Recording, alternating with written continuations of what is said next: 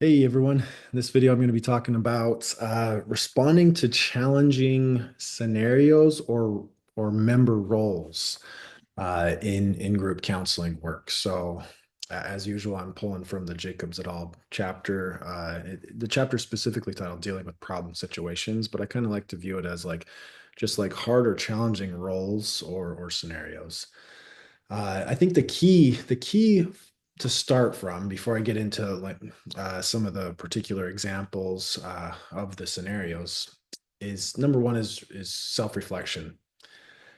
This counseling work is going, and especially group counseling work, it's going to push some of our buttons. It's going to push our maybe ways of being or our family of origin influences, our cultural trends and norms. So we have to be pretty in tune with ourselves, so that we know, okay, if I'm having a reaction to someone, maybe I'm annoyed, maybe I'm nervous, maybe I'm really excited, whatever the reaction is, we have to have at least, if we feel like it's like, oh, this is a big reaction and it seems like it might be holding me back or it might be influencing me potentially negatively for how I'm here in the group. I think that those are important to listen to. So usually we need to seek out supervision and consultation when we feel those reactions. uh, so once again, just wanted to start from that place. And it's normal. It's normal. We're human. We're going to have those. But I think the key is that we make space for that. And we don't just try to like avoid it or push it to the side, but we make space to make sense of those reactions so that we can show up more fully for our clients rather than being impacted by, our inner narratives that we're not working through.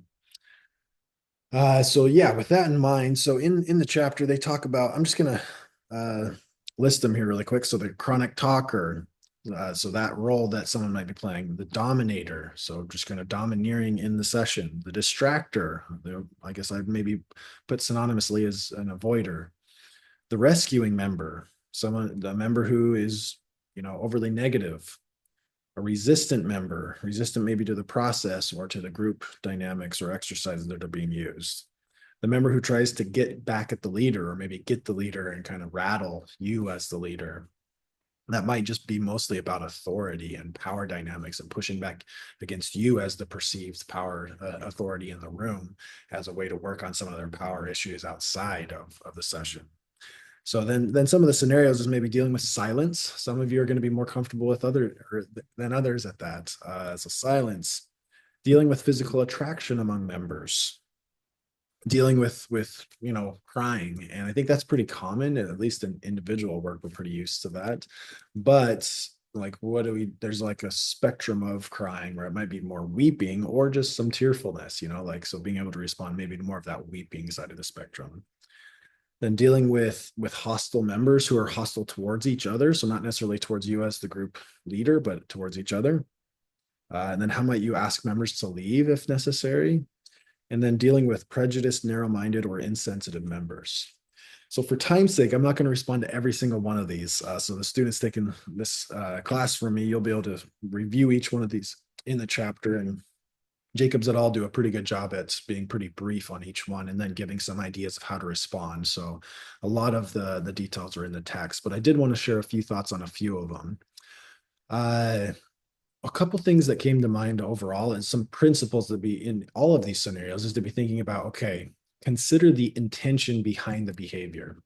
So that's where my mind went first when reading this chapter. So for example, with the chronic talker, what's the intention behind that chronic talking? And I thought Jacobs et al. Did a pretty good job that they broke it down into like maybe number one, the person just might be nervous. So they're talking out of nervousness. Maybe it's that they are a rambler. They just kind of ramble and they don't really have a clear direction where they're going. And it's almost just like a social habit. So for some people, it's showing off. And that might be more about their, you know, I guess for lack of a better word, maybe a weak ego state. They're not very like thinking well of themselves. So they have to try to get others to view them on a pedestal so they can feel better about themselves. So, anyways, like being able to think about what's the intention behind the behavior can help us in finding empathy and also being able to maybe that being able to find the true intention behind the behavior is actually the true guide that we need to be responding to rather than the surface level behavior anyways. uh So yeah, I guess with all of these different behaviors or roles or scenarios, I'd encourage you to be thinking about, what's the root intention behind this. So leaning into that empathy, that advanced empathy. And then we can have a better idea of how to respond, So with the chronic talker, I think this one's a little bit maybe easier, at least in my mind, because it's pretty common that there's going to be people who are more active than others. But if it's rambling, then potentially all that we really need to do is just get others involved. So draw more members out, or we can state something that, hey, like, so we've heard from you for a little bit, so let's hear from others who haven't shared as much. So just some basic little statements like that could be sufficient. But sometimes the chronic talkers might not get it; they might not stop. So that might be where we need to use immediacy. Of saying something like, so X, Y, or Z person, you were talking earlier, then I tried to get some other people involved, and then you started to really talk a lot again, and it almost seems like you're starting to talk over other people. So, I'm wondering what's coming up for you. So why you're feeling like you need to be the main person talking here. Maybe something like that is bringing up the immediacy of the process and then checking in with that person. Uh, And obviously, there's always the option of just talking one-on-one after as well. After the session, maybe checking in briefly or setting up a time briefly to chat about that behavior. So those are a few options with chronic talkers. I did want to share about rescuing members. So members who might be rescuing their peers or the other participants. So like maybe someone's starting to cry, or they're saying that they're feeling like they're a bad sibling, then others might jump in. Oh no, you're doing great as a sibling. You're just fine. Don't say that about yourself. Like sure, they're trying to soothe that person and rescue them. Uh, what might the true intention be? There could be a lot of reasons, but one that came to mind for me is like often it's really they're just trying to soothe themselves. We're uncomfortable seeing people in pain sometimes, so that we want to soothe them so that we feel better. Uh, so it can be particularly important to cut off the person who's trying to rescue, to cut off that behavior and be able to really keep the focus on the person who's sharing about their painful experience or whatever it is. And then it can be helpful to circle back to the rescuer to kind of get an idea of what was coming up for them that led them to want to soothe. uh yeah, yeah. And I guess one other question is, maybe you could even ask them, or it could just be something to yourself, but you could ask the person who's doing the soothing, like, how might your soothing be getting in the way of this person's process? Then that might be, a part of reflection for them to be thinking about. Uh, or I guess two more that I wanted to address briefly is negative members. So I had an example of this when I was running a group once, to where a lot of the members were pretty, not hostile. I think that's probably too strong, but resistant, or kind of like it kind of seemed like they couldn't trust me, or it was difficult for them to trust me. Like there's some pushback against me uh, as the group leader, and maybe some of that was just my way of being that might be sparking from their experience. So I kind of saw that as potentially some transference. Maybe like I could have been doing some things wrong that I need to reflect on and work on. So like there's like I was seeking supervision. I was under supervision at the time. So that was important for me to be thinking about, and where I was coming from and getting some feedback. But it did seem like some of it was transference, that like how they respond with other people who they perceive as in like an authority figure role. They had some negative experiences of them, and specifically in the department that I was working in. It seemed like they're almost just like, oh, you're a member of the establishment, and we've had negative experiences with others in the establishment, so we're going to kind of project those onto you as the group leader. uh, so once again, it was important, I think, for me just to like not get defensive, number one, try to stay as humble as possible, but then also recognize like, oh, okay, maybe some of this is about me, but it seems like a lot of it isn't. It's a larger dynamic going on. uh, and I think there was some bitterness and some resentment going on, and maybe some feeling of lacking of fairness in the past, from other individuals in this system. So that was kind of surfacing in the group dynamic towards me. Uh, So I tried to just lean into that. So not doing anything super special, but just using the feeling reflections, reflecting the content, trying to draw out members, scanning and being able to recognize when people had reactions and draw them out so they could share their thoughts. Uh, so sometimes I just say like, yeah, it seems like sometimes it's hard for you to share this with me, or you're having some negative reactions towards me, as one of the members of this program that you've had some negative experiences in.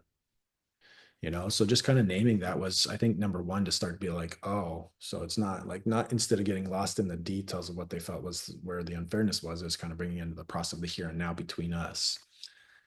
uh so number one, that was kind of calling out the process was important. Then drawing out members, like I said, was important. A lot of times that just like as I was maybe reflecting feelings, like I'd also kind of be scanning and I'd see like some big like eyebrow raise and I'd be like, oh, I saw the eyebrow raise. What was coming up for you? Like, so it's kind of important to kind of get more people involved. And I noticed that as I did that, as I kind of called out the process, and sometimes I was doing it a little bit in a provocative way. And what I mean by that is just like I felt that they were missing an opportunity. I felt like they're keeping things light initially because they didn't trust me. And I just basically said that they're missing an opportunity here because it seems like they're choosing to keep things light in the group rather than being honest with each other and honest with me.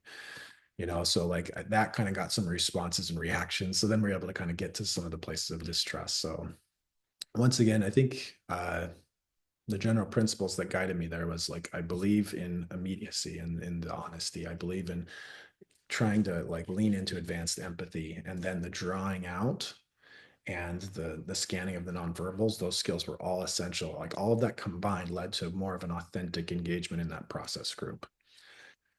Uh, so, anyways, just some ideas of how to respond to that negativity. So, like, I don't even really like the word negativity, but that's the negative member is kind of how they use the language in this book. So I guess one strategy I guess that I used was just to lean into it, just to address it kind of head on. In some certain circumstances, maybe that's not the best fit, So the other examples and ideas from the Jacobs et al. Textbook might have some other directions there that might be more fitting for your setting. The last thing I wanted to talk about was dealing with prejudiced, narrow-minded, or insensitive members. Uh, I appreciated in the textbook how it basically said that it's not like an immediate, how dare you say something, like insensitive, so you're gone. It's saying like, how can we help this person work through these insensitive comments or beliefs? Uh, but sometimes it might get to the point where it's just not a good fit for them, like to where they can't kind of have enough cognitive flexibility to remain present. I did have some negative reactions to the examples in the textbook though. So it kind of talked about how a lot of these were the examples were of highly religious members who are being pretty negative or imposing and kind of preaching their beliefs to other members, which can absolutely happen. So I'm not trying to say that that was my negative reaction, but it kind of seemed to like suggest, because there's multiple examples and they're all of religious folks who are imposing their perspectives and beliefs on other members, like that's obviously uh, people who are not religious can also be imposing their beliefs and traditions and norms. So anytime there's a member who's saying, I have the right answer for life or for this conversation, and I think I'm trying to get you to change your perspective to align with my beliefs, I think that's the key thing where we might be prejudiced or narrow-minded or insensitive at times, is when we're trying to impose our frame of reference on others. And we can do that too as counselors. I think in the example, which I'll talk about in a second, I think there's a subtle scenario where maybe even the example of the leader was entering that kind of imposition a little bit. So what I really wanted to call attention to was A4B of the ACA Code of Ethics, where it talks about personal values. It says counselors are aware of and avoid imposing their own values, attitudes, beliefs, and behaviors. Counselors respect the diversity of clients, trainees, and research participants and seek training in areas in which they are at risk of imposing their values onto clients, especially when the counselor's values are inconsistent with the client's goals or are discriminatory in nature. So we have a specific code that's basically saying we can't impose our values, whatever those values, beliefs, attitudes, and behaviors are. So I think it's a call for all of us, uh, which can absolutely, folks in the religious community need to be thoughtful of that. Folks out of the religious community and whatever communities you're a part of, we all need to be thinking about that. And a small example of that is where, so the leader in the example with Donna and Susan, so on page 443 of the textbook, it's talking about how Donna is imposing her religious, experiences on Susan. And that's clear. Like, I'm on board there. I think, Donna's out of line and kind of clearly in trying to impose and almost like evangelize the other group member, which is not something that's appropriate for group counseling whatsoever. So in this situation, it's Donna saying, maybe you're just in the wrong church. You should come to my church. I just can't believe you're questioning if there's a God. My father says that anyone who doesn't believe in God is blank. And then that's where the counselor cuts them off. So Donna's having some big reactions and kind of struggling to see any other way of seeing the world except through her religious frame of reference. So that is a challenge. And then the leader jumps in. Wait a minute, Donna. If you cannot tune into her pain, then you need to hold up. Your comments are not helpful. Susan, I want you to look at the other members, and then it kind of moves on. So the hard thing is, like, when it says your comments are not helpful, I agree that that Donna's comments aren't helpful. But that's also the leader taking a role to where they're like kind of saying what's right and wrong in the group. And that's hard. So I guess maybe this is more not trying to say that the leader did something wrong, but it's almost like this, where's the line of when we're saying that we're the arbiters of right and wrong, of what is helpful and what is not helpful. I think, the leader could have elaborated, I think, to clarify why, like, this isn't a place for that. This is a place where we need to help each person come to their own decisions of how they want to live their lives and the beliefs that they want to hold. It's not a place for us to impose our beliefs. So maybe just more explanation is almost like an extension of the informed consent, circling back to that to help Donna understand what would be important. But it just came across to me that the group leader was just saying your comments are not helpful. So it's almost just saying, like, Susan, or excuse me, Donna, like, your beliefs are wrong. I don't think that was the intention of the leader, but their way of being in this setting was inappropriate. That those aren't the norms and the rules, the group rules for counseling. So anyways, I guess that just I was hoping to clarify there a little bit, but I think it almost just muddied the waters a little bit more. But maybe that's how it needs to be. Is we need to think about the ethics of this in a bit more detail. Being able to establish boundaries of what group counseling is and what it's not, without saying you have the wrong beliefs and I, as the group leader, are telling you you have the wrong beliefs. So that's not our role. So anyways, those are a few thoughts, few things to be thinking about for this module and for this topic of kind of helping people through these hard roles and scenarios that could surface in group counseling. So let me know if you have any questions or comments. Thanks.